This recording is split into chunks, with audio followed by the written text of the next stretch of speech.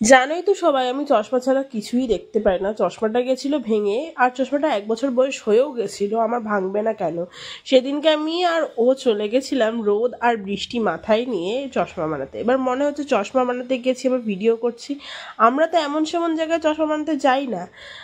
এবার আমরা চলে এসেছিলাম মেট্রোর এখানে। মেট্রোতে আমরা উঠেও পড়েছি কিছুক্ষণ পর। আর তারপর যখন মেট্রোতে ওঠার পর অ্যানাউন্সমেন্ট করলো আগলা স্টেশন সেন্ট্রাল প্ল্যাটফর্ম বাই তরফ, তো আমরাও পড়লাম নেমে।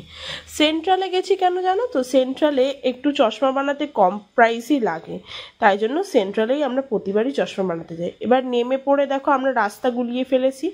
তারপর আবার ব্যাক করে পিছন দিকে লালবাজারের দিকটা হাঁটতে শুরু করেছি। লালবাজারে গিয়ে আমি তো চোখ দেখিয়ে চশমার ফ্রেম পছন্দও করে নিয়েছি। স্যার একটা ভিডিও করেননি, তো উনি চশমা দেখছেন কিন্তু চশমাটা নেননি, পছন্দ হয়েছিল কিনা আমাকে জিজ্ঞেস করছে, তো তারপর রেখে দিল। তারপর বললো যে চশমা 1 ঘন্টা মতন লাগবে বানাতে, তাই জন্য আমরা মার্কেটটা একটু এক্সপ্লোর করছি। তো প্রথমেই দেখো লাইন দিয়ে সব চশমার দোকান, তারপরের লালবাজারের দিকটাতে পুরো এরকম বাদ্যযন্ত্রের দোকানে পুরো ভর্তি। আর তারপরেই চলে আসলো আমাদের ইলেকট্রনিক্সের দোকান। যাদের যা কিছু পছন্দ অনেক কম প্রাইসেই তোমরা এখানে পেয়ে যাবে, তো তোমরা অবশ্যই একবার ভিজিট করতে পারো।